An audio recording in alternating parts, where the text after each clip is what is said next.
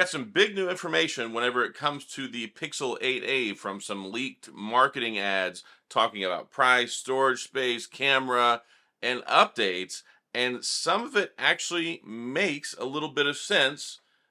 And I want to talk about it in this video because there are a few things that were revealed by these ads that, well, not might not have been on the radar before, but it looks like the price might not go up, sticking with 499, but there will be a 549 option, which is also interesting. And we're going to talk about it. But before we get into that, I do want to say if this is your first time stopping by the channel, thank you for being here. If you enjoyed the video, please hit the like and the subscribe button and the little notification bell if you want updates when new videos come out. Now let's talk about these new Pixel 8a mysteries.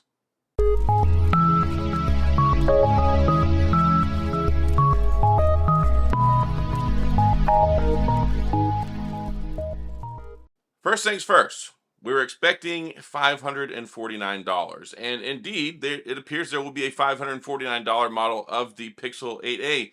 So this looks like it's going to be, I think, a first whenever it comes to the A series, because we're going to have two different storage sizes if the marketing materials that were leaked are true, which I believe that they are.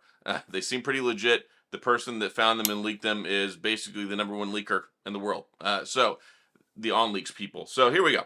So 128 baseline storage, 499. So it looks like the price is going to stay the same as the Pixel 7a, and I'm actually pretty happy about that. I know $50 makes a big difference. It doesn't make a big difference. I'm glad the baseline is not going to be 549, but if you want to spend some more money and get the 256 model, you can pay the extra $50 and get it for 549. So I think that's important. What else was revealed? So I've been trying to figure out for the last couple of weeks what it is that's going to make this phone less valuable than the 8, but still compelling enough to buy. Like, we know there's going to be shortcuts. We know there's going to be material changes. We know there's going to be some things that are not the same, right? So the Pixel 8, it's a pretty darn good phone, and you've been able to get it on sale as low as $499, $549. So I've been talking about this for a while, saying it makes no point, like no sense to buy a Pixel 8a, right? Why would you buy the dumbed down version for basically the same price? I mean, I'll Google this right now. So Pixel 8 price. As of right now, you can get it for 549 bucks. So, and that's 128 gigabyte model. So 549 just 2 weeks before the Pixel 8a is going to come out. I mean, that's pretty crazy. So when you take a look at the Pixel 8a, what is it that's not going to be as good, and should you consider it? I mean, that's something that's important, just like my voice cracking a second ago.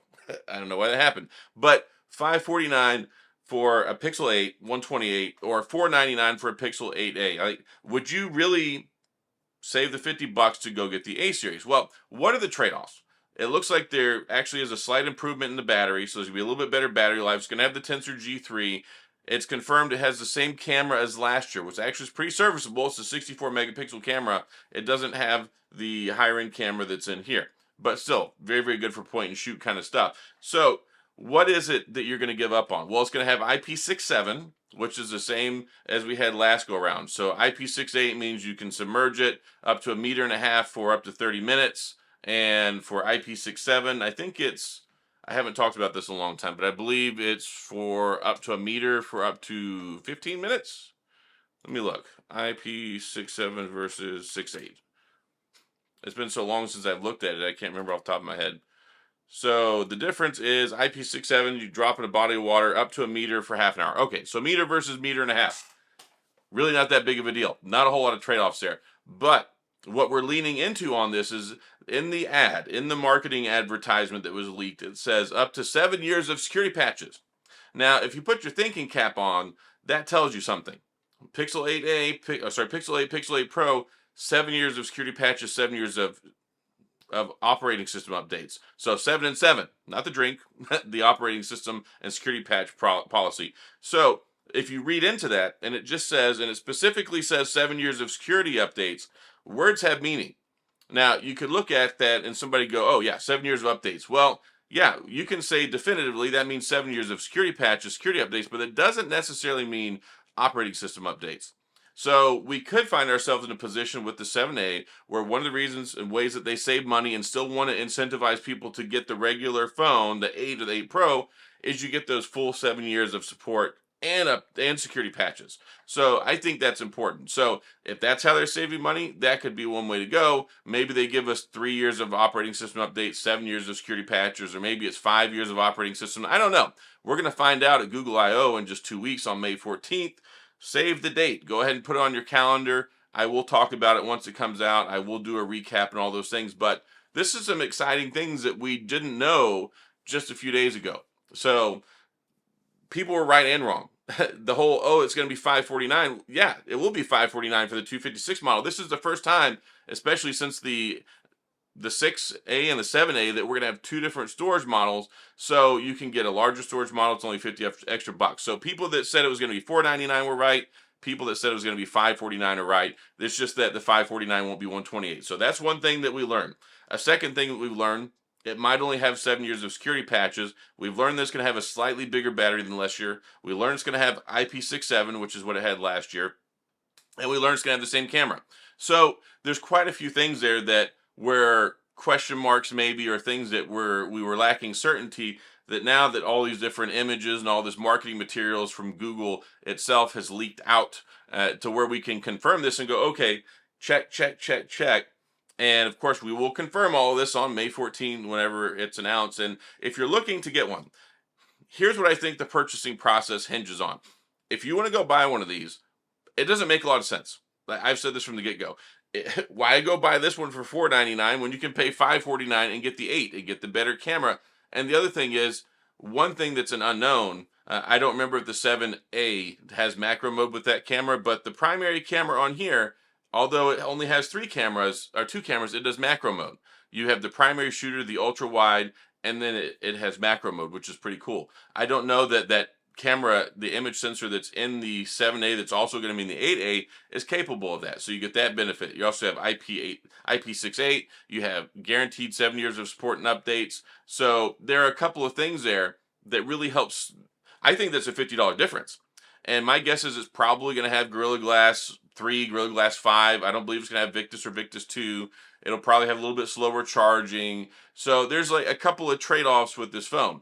But where the rubber meets the road, where a prospective buyer looks at this, two things. The entire purchasing process hinges on two things. One, what are the trade-in deals? What are they going to give you to trade in your old phone? Now, we saw this a year or two ago where they had a great deal where you could trade in an A series. I think with the Pixel 6a, you could have traded in like an iPhone 3a and got it for like $100 or something. That's a fantastic deal. 10 times out of 10, yes, that's a great deal. And I think they had some decent deals as well for the 7A. So if they're going to give you a good trade-in deal, and here's the thing, don't trade in your iPhone 15 for this. Don't trade in your S24. Don't trade in your S23. If you have an old A series phone or an old Pixel phone like a Pixel 3 or a Pixel 3 XL or whatever, you could trade that in. If you can get a good deal on that and get it for like $100 or so, that's a steal of a deal. And then the other thing that hinges on is, what are the freebies? So like last year they gave with the Pixel Buds A series. I think they did that for both phones. I think for the 6A and the 7A, if my memory serves me correctly, I believe they gave you the Pixel Buds A series. Now the A series buds are a little dated, but if they were to throw in a Pixel watch, I think that could be a nice incentive. If you're looking at $200-300 watch and decent trade-in credit on a $500 phone, I think that there's some extreme value in there for somebody who wants to get a good serviceable phone, 7 years of support, good point and shoot camera, should be all day battery life. I mean, there's a lot of things to like there. But when you look at it from the perspective of, okay, let me go spend $500 and get this phone that's not as good as the regular 8 that costs $50 more, that just doesn't make sense. So I wanted to make this video to give you the updates on the new stuff, the things that we have that are confirmed now, and the excitement that's there, and also some of the things that make sense, because I was just trying to wrap my head around it. What's going to be different? What is it in a marketing or in a hardware perspective where you look at this phone and you go, how do they distinguish between that $50 and what's worth it and what's not worth it? Because if the phones are almost identical, one of them needs to go.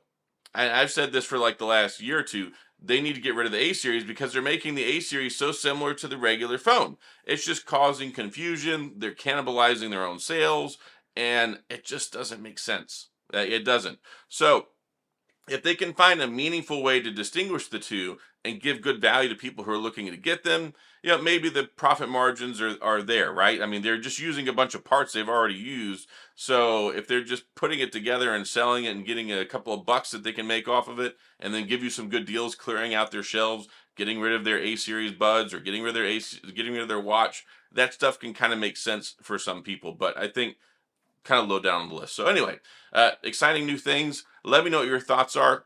Let me know what you think. Are you interested in one? Are you going to buy one? Do you care about this phone? Do you think it makes sense? Or do you think some of the stuff that we talked about here kind of highlights and maybe makes the argument make a little bit more sense? I don't know. We'll figure it out, and we'll know for sure very soon. But that's what I'm going to talk about in this video. So if you have any questions or comments, please go to the comment section. I'll do my best to get back with you. If you enjoy the video, please hit the like and the subscribe button and the little notification bell if you want updates when new videos come out, especially like Google content. I make a lot of Pixel content because I like the brand. I like Google. I support their phones. I don't always support their decisions, but I like to keep you guys and gals updated and informed. And also, the other thing that's lingering out there right now, today is the 1st of May, so that means that we should be expecting an update soon, and there's a lot of update stuff that's coming out this month. And if you didn't already see the video where I was talking about all the exciting updates, check that out here. Go watch that one. Strongly recommend it because there's a lot of nice Pixel surprises coming out right around the corner. So that's all I got. As always, thanks for being here. I appreciate you watching. Thank you for taking the time out of your day to watch this video. I really appreciate it. I'll see you guys next time.